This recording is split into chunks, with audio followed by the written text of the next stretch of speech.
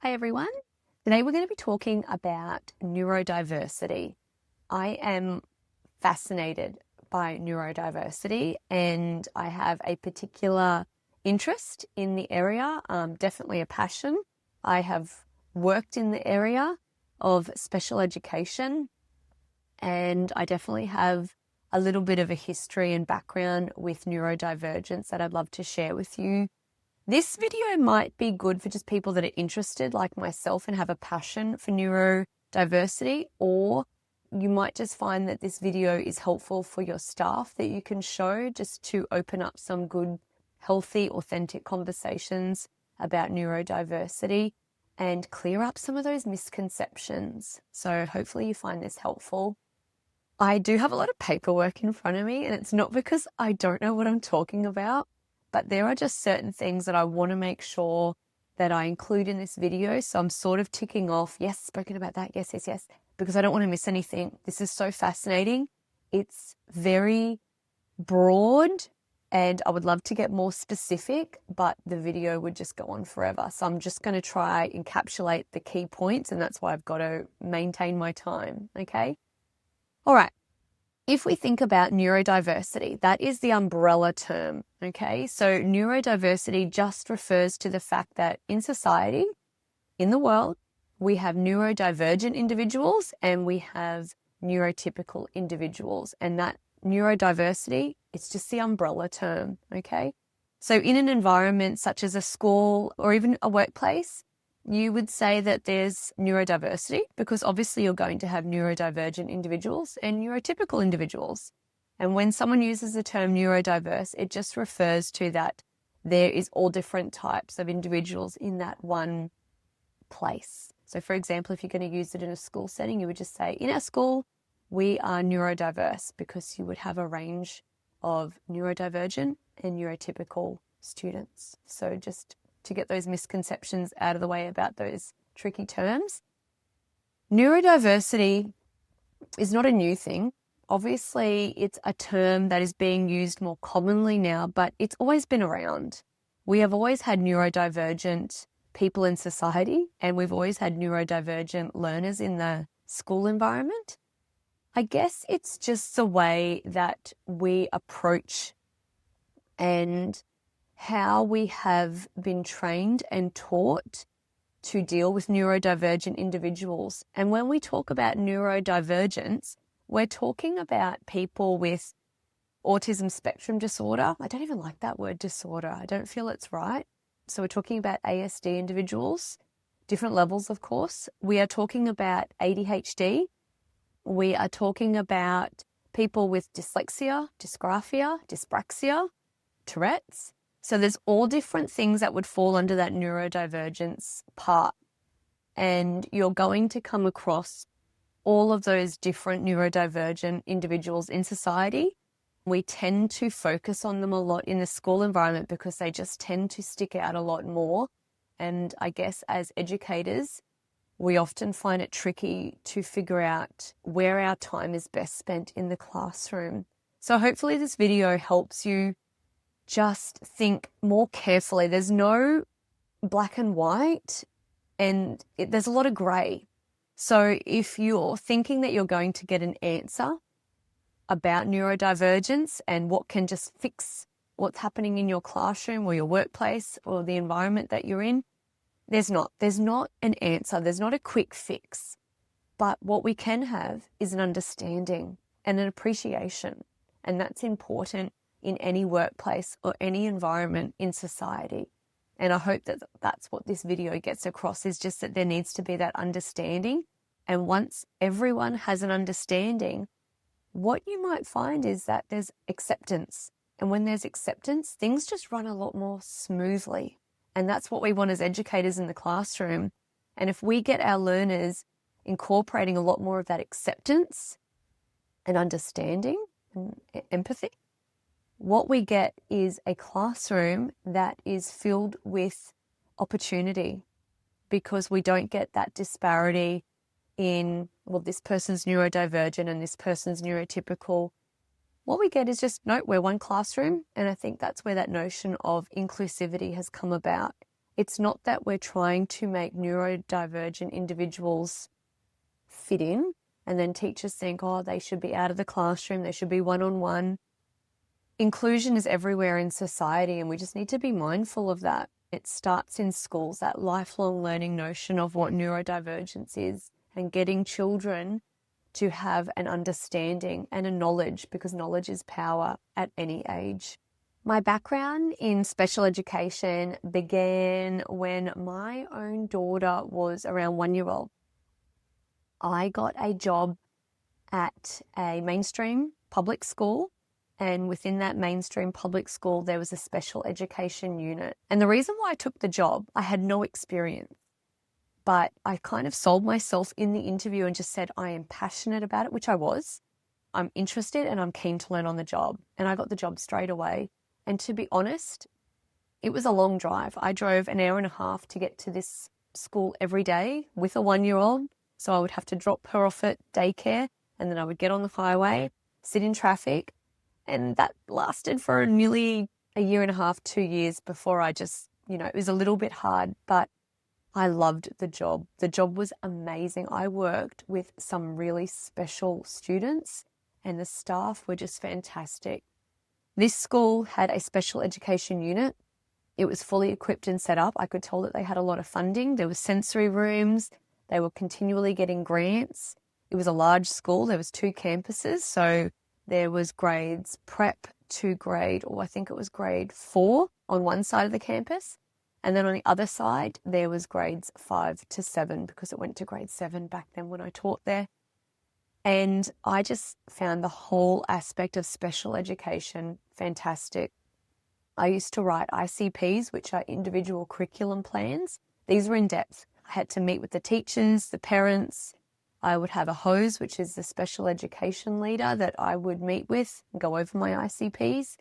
I had about 20 students in my area, and they just ranged from dyslexic, ASD, ADHD, dysgraphia, dyspraxia. I've had one with Tourette's before, and I really enjoyed the experience. I cannot stress that enough. I honestly think I would still be working in this school had it have been closer to my home. It just got a little bit too difficult with the travel, and I was really sad to leave that environment and that experience because I really enjoyed it. So that's where my experience in special education began, and it was short-lived, but I didn't forget my skills that I learned in that time. Other ways that I contribute my experience and knowledge to this area that I'm just so passionate about is obviously because I've had a career in education, which started in a childcare centre, by the way, while I was finishing off university. So I've worked with really young children all the way up until grade 7. And I've had my time to work with a lot of prac students from universities and TAFEs as well, which has contributed just to my holistic view of education. So I feel really fortunate that I can voice my opinions in this area. And within those experiences, I have taught a lot of neurodivergent students over my time, ranging from students with Down syndrome to physical disabilities like cerebral palsy, to also, ASD, ADHD, social anxiety, mental health conditions like OCD, calcula, dyspraxia, dysgraphia, dyslexia. I feel like I have a really good knowledge base because I've had students like that in my classroom that I've had to differentiate and make adjustments for. And it's only been since I've taken that step back from the classroom that I can see the lens of the leadership team, how they tend to tackle problems when there's issues in the classroom with neurodivergent individuals. And I know a lot of classroom teachers just hate to hear it. They don't understand or maybe appreciate the term inclusion, but it honestly is a way of lifelong learning for our students. And I know that there are days when they are so challenging. There are instances where you just feel like the situation is too hard. And all I can say is in those circumstances, please reach out to your leadership team, voice your concerns, and be consistent and firm with them if you feel like you're not being heard. because no one deserves to want to make a change and not have their voice heard as an educator when you're clearly trying to help the learners in your classroom. So it's not about that. Inclusion is about making everyone feel welcome, which is what society should be. And I'm really firm with that viewpoint of lifelong learning and teaching students acceptance. I also have a child with neurodivergence, and it is through that lens as a parent that I can also see from the educator's perspective how difficult it can be as a classroom teacher. I can see it from a leadership perspective, and I can also see it from a parent perspective. Because at the end of the day, parents of neurodivergent children, they are understanding because they work with a lot of professionals behind the scenes for their child, typically speaking. Pediatricians, psychologists, physiotherapists. There's lots of professionals that go into helping these individuals outside of the school setting, and sometimes they even come into the school setting to give additional support. And let's not forget our wonderful teacher aides who really go above and beyond to help our neurodivergent students as well. There's a team, and it really takes, like that saying, it takes a village to raise a child. Well, it takes a village to teach a neurodivergent child as well. One person cannot be responsible. It takes a team. And when you start relying on that team, trusting the team, embracing the team, that's when you really get movement. And when you get that movement, you get security, you get trust, you get your classroom back. But it takes time, and it's a daily and weekly effort. It's not just a once-off. It's not a one meeting. It's not a start of the year getting to know you. So just please be mindful of that. It's daily work. It really is. But it's for the long run that your classroom will be more positive, the atmosphere will feel better, and everyone will get a better learning experience from it. So like I said, I do have a child with neurodivergence, and it was really difficult as a parent to watch her struggle for so many years without knowing exactly what the issues were, because I had the school telling me what they were seeing, and I was saying, I don't see those things at home. I was seeing them in a different manner, and they were there, but they weren't, typically speaking, the way that the classroom teacher was telling me, because it's two different environments. So that's where we need clear communication between school and home. And once you get that, you can really start putting together important pieces of the puzzle to help the child. So my daughter was diagnosed with SPD really young, and she presented with a lot of sensory issues to the point where it would take hours to get her ready for school. We went through so many pairs of shoes because she would drag her feet on the ground to get sensory relief during the school day. So she would scuff her shoes where she'd start getting visible holes in them. And I just thought she was playing rough at school, like playing a lot of sport. And then the teacher's like, no, she doesn't really play sport. I'm like, what is she doing? Her shoes are not lasting. And sensory issues with the school uniform, which of course only came about when she entered the school environment, because she'd never had to wear a uniform before going to school, obviously. It took a good year for me to be told that I need to take her uniforms to a seamstress and get velvet lined onto the zippers because they were itching her. And so she was getting a real sensory reaction where she would scratch herself and get visible sores and marks. And I just felt really bad for her because I didn't know what was going on. I thought she had skin issues, and it wasn't. It was her school uniform.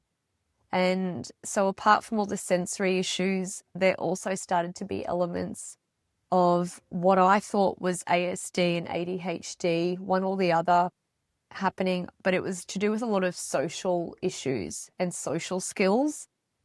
And it just took a while for me to understand that perspective from a parent. And she eventually got diagnosed with both ASD and ADHD as a teenager.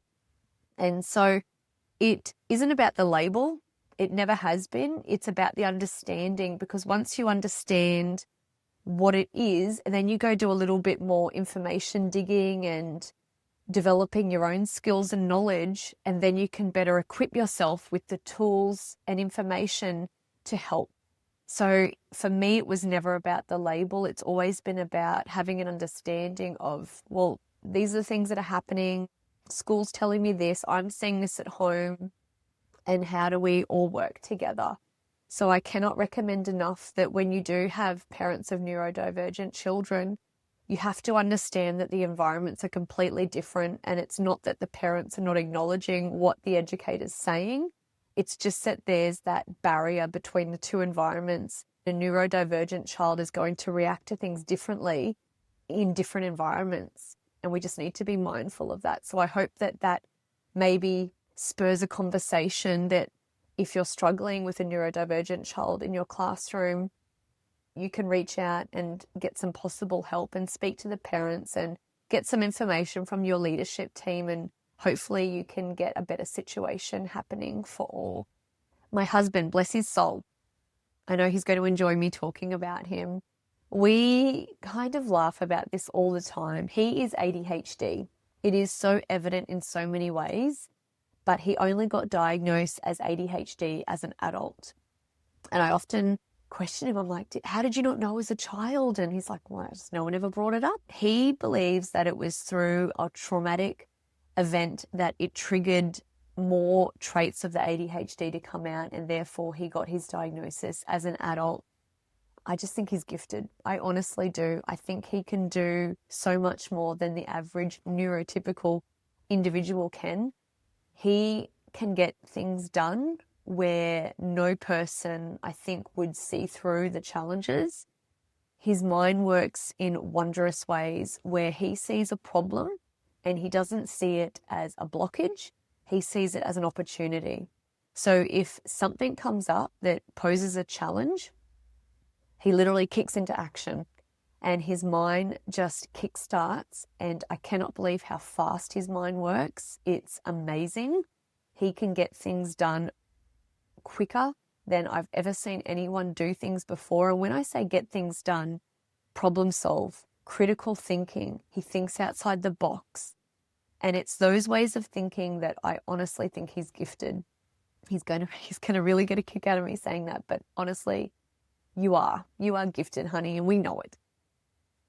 And with that, though, comes many obstacles. So although he is gifted in so many ways of his thinking, it has come with challenges with relationships and with social skills, with workplaces, because I think when neurodivergent individuals think, speak, react, interact, neurotypical people immediately sense that there's a difference there. So for example, my husband will often cut people off when they're talking. He talks really quickly and his mind is processing information and thinking so quickly that he will often cut into people's thoughts and monopolize the conversation. He doesn't mean to do it, but his mind is just ticking away so quickly that he cuts people off when they're talking. So when we're out in public and I'm with him, I just gently give his hand a little squeeze, like slow down, take some breath. And I'm trying to let him realize that the other person needs to have their say and cut in and have a chat. I'm not always with my husband, of course, but that's the times that I am with him. And I've just made him more aware of it. It's not something that has to be seen as a hindrance.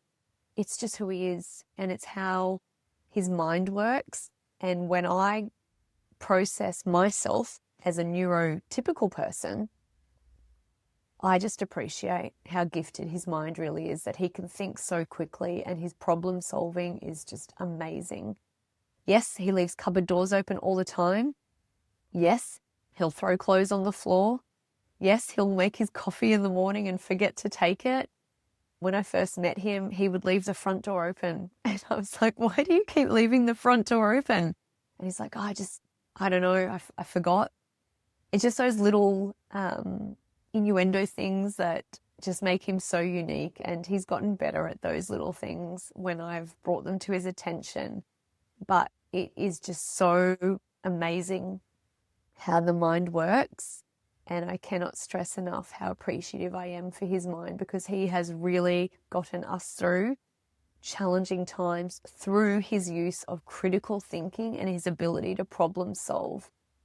It's amazing. So that's my experience and a little bit about why I'm so passionate about neurodivergence I also have a nephew with ASD, and I just find him amazing as well.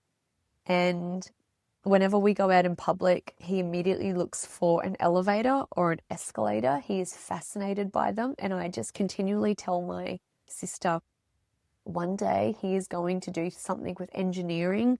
His mind is so fascinated with the way things work, and he is processing the systems of an elevator and an escalator when he is observing them. He's just fascinated with them, and I just can't appreciate a neurodivergent mind enough. I am fascinated with how their mind works. It really is wonderful, and we need to appreciate these individuals far more than we do. As I said, we live amongst neurodivergent individuals. It's a given. So it's a lifelong skill that we need to teach our learners, that we don't remove neurodivergent individuals from an environment. We need to understand and have a empathetic viewpoint of how we need to include everyone in the learning environment and the workplace. So that lifelong skill begins when we are teaching our young people how to interact and get along with neurodivergent individuals. Because if we give them the notion that we always remove neurodivergent individuals, then how are we teaching them that lifelong skill that when they get on a bus, when they go to a movie, when they eat at a restaurant, when they are just walking the street, neurodivergent people are all around us. They make up 11% of the population nationwide, and there's about one neurodivergent individual in every 5 to 7 individuals. So it's not like they're never going to come across a neurodivergent individual. It's a lifelong skill, and I'm really passionate about not removing neurodivergent individuals. We need to all live harmoniously, and there needs to be that knowledge and understanding of neurodivergence. And some of the things that they're going to come across, obviously, is the traits that neurodivergent individuals bring with them. Because sometimes those traits, especially when we think about a classroom, we're thinking about a smaller environment. And if we're thinking that there's one in every 5 to 7 individuals, on average, a class may have 25 students. We're talking about 5 individuals essentially in that classroom environment. But when you have a smaller environment, it can honestly seem like a lot more, because with them, they may bring a lot of traits that are overpowering for that small environment. And when we're thinking about what they typically struggle with, and just generally speaking, that would be the time management, their organization, their task initiation and completion of tasks, their working memory, their planning and prioritizing, socializing, social skills and that social aspect, sensitivity, emotional, and that regulation of emotions, and confidence or lack of confidence. So we just need to be aware of those traits when we're thinking about neurodivergent learners. When I became an educator, I was very surprised at how many special ed teachers and leaders and inclusion specialists, inclusion teachers are actually neurodivergent themselves. And it makes sense, right? They know neurodivergence better than anyone. And if they are neurodivergent themselves, they have that specialized lens that they can view the world in that a neurotypical person just cannot.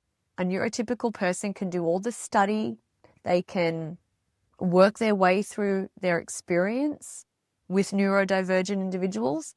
But if you are not neurodivergent yourself and you are trying to train a neurotypical person how to work with neurodivergent individuals, there is still that slight barrier. And I'm not saying it's not doable, but I'm just saying that I have seen neurodivergent leaders tap into education on a much deeper level because they have that different lens and that different viewpoint, and they have that experience of what they went through when they were at schooling, and they know exactly what to look for, what to avoid, and what to do more of in the learning environment.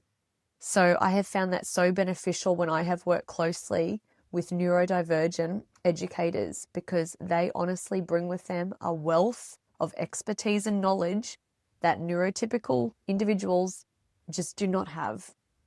Okay?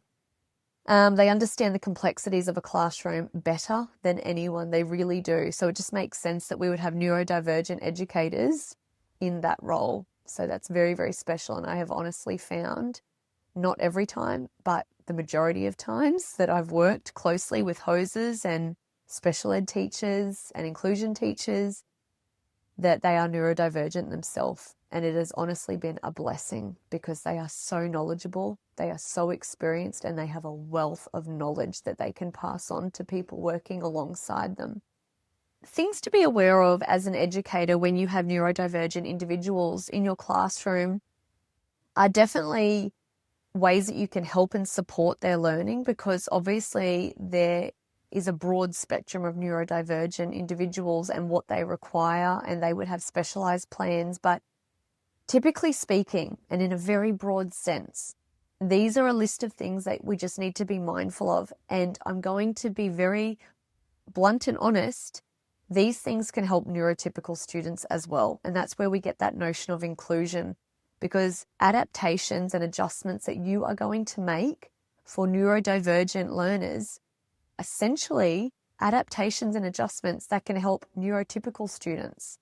Okay, so let's just remember that and keep that very clear, that we're not trying to do something that is different and specialized. These things can be done for all learners. Okay, so definitely when you are trying to think about how you can help neurodivergent individuals, definitely think about active learning, note-taking and summarizing. Micro-learning. We need to keep our learning in short chunks. And when we think about learning, we're thinking about quick, okay? Because Generation Z and Generation Alpha are definitely a generation that like to learn in short bursts. They don't like long drawn-out lectures, speeches. They just want the basics of the information and then to move along and start practicing it. Okay, so really think about micro-learning and look it up if you haven't heard about micro-learning before, because learning in short chunks and having those short bursts of informative parts will definitely make the transitions a lot better for your students. And we're not just talking about neurodivergent, like I said, neurotypical students will benefit from all of these things as well, okay?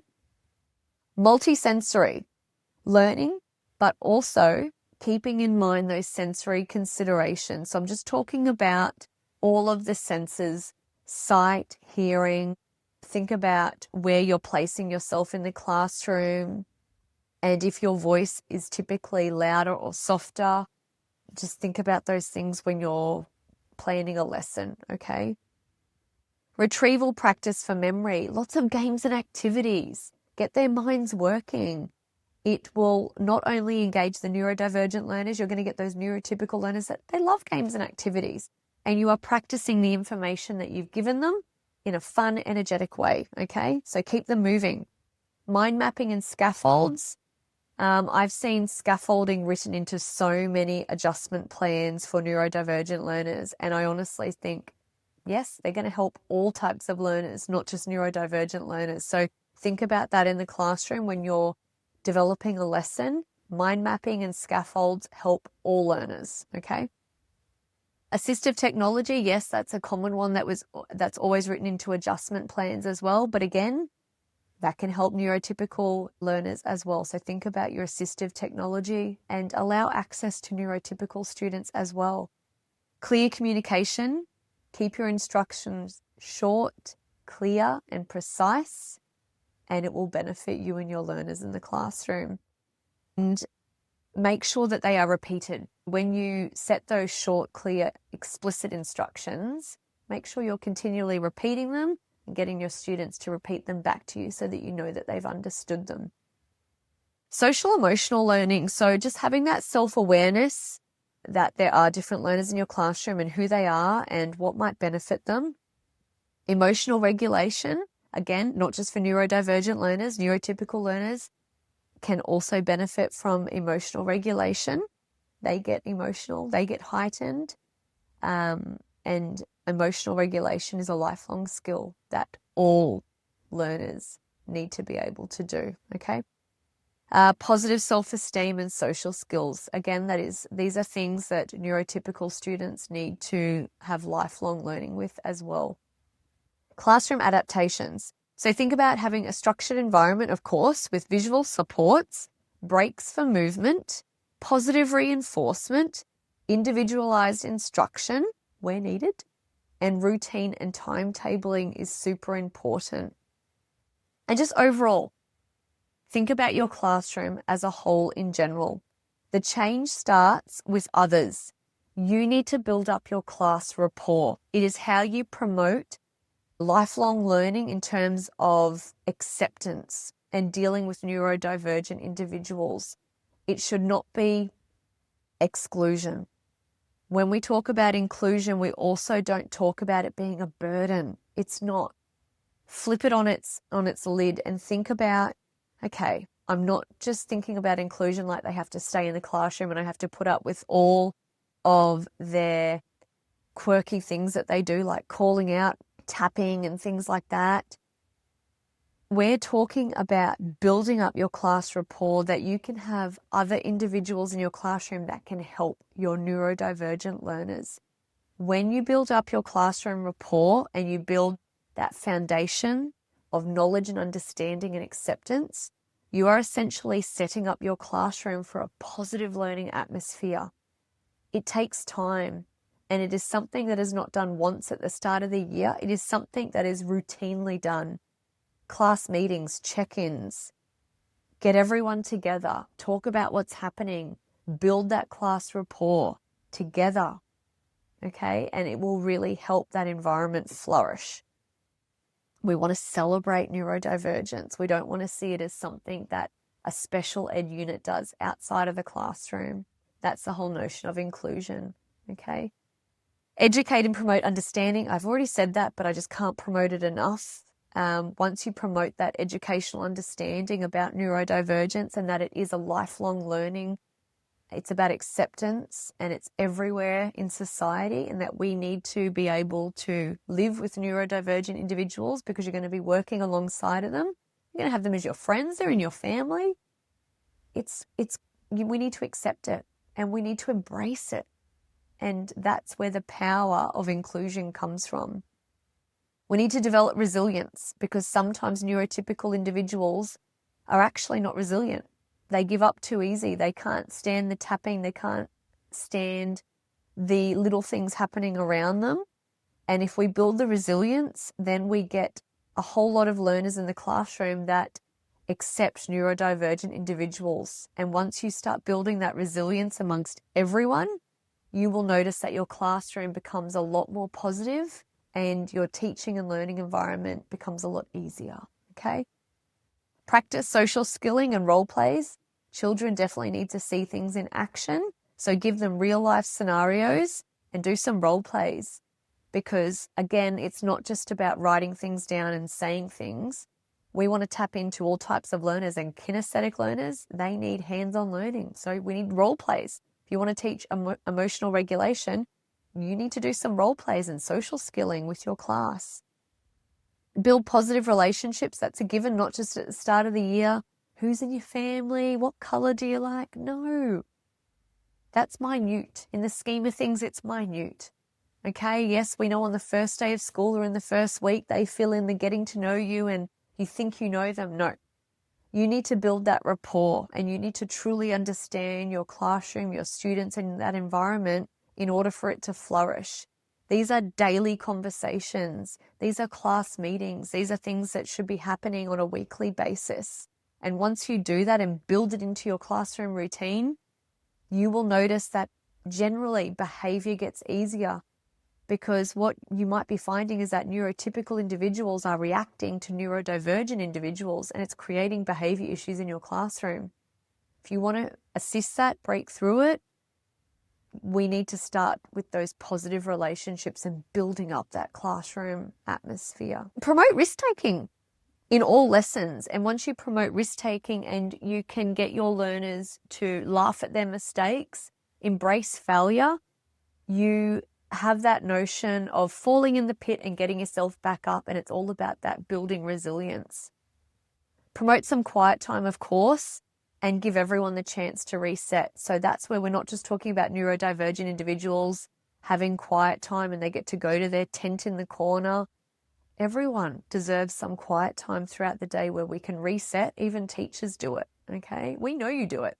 You set quiet reading time, not because students want to read, but because you need that reset time and you need to refocus. We know, okay? So think about that. We all need that reset time throughout the day. It is important for everyone. This video has gone on for a really long time and I'm mindful of that. My next video is actually going to go through a checklist that I've developed and I'm really passionate about it. It is a checklist that special ed, inclusion teachers, support staff, leadership, you can use with teachers in your school to get them set for classroom success. So I've called it Ready to Learn and I love it. I think it is such an easy to use checklist for educators to look at and think, yes, I'm doing that. Oh, I forgot. Yeah, I need to incorporate that. It's just a reminder and it's something that we should always be looking at to refresh ourselves with because we get stuck in patterns. We get stuck in ruts as educators and sometimes we just need that reset with, oh yeah, I forgot I was actually doing that at the start of the year and I haven't done it in a while. I need to do more of that. So that Ready to Learn checklist, I'm going to go through it in the next video because I'm so passionate about it and it needs its own spot. And I just want to leave you with this notion that I keep saying that neurodivergent individuals are everywhere. They truly are. And let's think about this. Celeste Barber, she's a local. I run into Celeste Barber a lot in this area and she probably doesn't even know it, but I see her a lot and I adore her. I follow her on social media and I think she's amazing. So Celeste Barber, if you're watching this, we have run into each other more than once and I just think you're amazing. Celeste Barber tells her story that she is ADHD and she struggled greatly with bullying in high school. And look at her now. She's doing amazing things. Ryan Gosling, Jamie Oliver, Emma Watson, Channing Tatum, Michael Jordan, Britney Spears, Will Smith, Jim Carrey, Greta Gerwig. Now, Greta Gerwig developed the Barbie movie, which made billions, okay? Just want to point that out. Ellen DeGeneres, Mark Ruffalo, Nelly Furtado, Lily Allen, Dave Grohl, Busy Phillips, Johnny Depp, will.i.am, Adam Levine, Cameron Diaz, Megan Fox, Tom Cruise. These are all well-known people with neurodivergence, okay? So think about that. They have gone on to do amazing things, but I guarantee you if someone knows these celebrities and they have run into them, they're a little bit quirky. They think differently, they act differently, but that does not mean they are not capable of amazing things. They are, probably more so than the neurotypical people, because I guarantee you these people don't give up. They think outside the box. They can problem solve and they can look at situations in a completely different angle to neurotypical people. Continuing on, Richard Branson, Steve Jobs, Bill Gates, Walt Disney, all of these people are neurodivergent. So just think about that and let that sit with you. These people have done amazing things and they have overcome so many obstacles.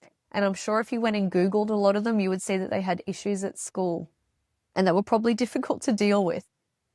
But oh my goodness, I'm sure the teachers and the people that worked with them when they were younger thought, oh my goodness, this person's a bit of a headache. But they knew that there was something there.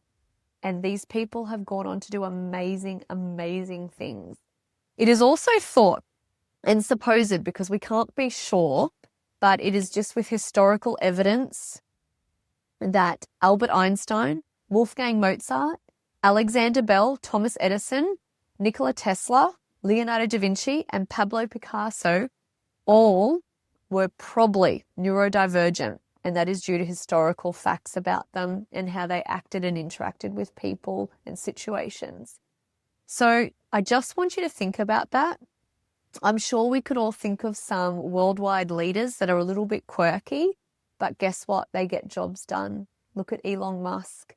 He's neurodivergent and look what he can do. And yes, he is quirky. He puts out tweets and then he takes them back. But these people all do really, really wonderful things and they can think outside the box. And what a wonderful notion if neurotypical people can understand neurodivergence on a different level. With that knowledge and understanding, we can create lifelong learning opportunities for all types of learners where we can all flourish in the one environment. And that's what inclusion really is. That's the essence of it. Lifelong learning, being able to be in the same room with neurodivergent individuals and not sit there thinking they should be in a different space to you. Okay? So please check out my next video where I do go through the checklist. I know this has been a long video, but I hope you've enjoyed it and I hope you found it useful. And yeah, I'm just going to let that sink in. Remember to like, subscribe, and share.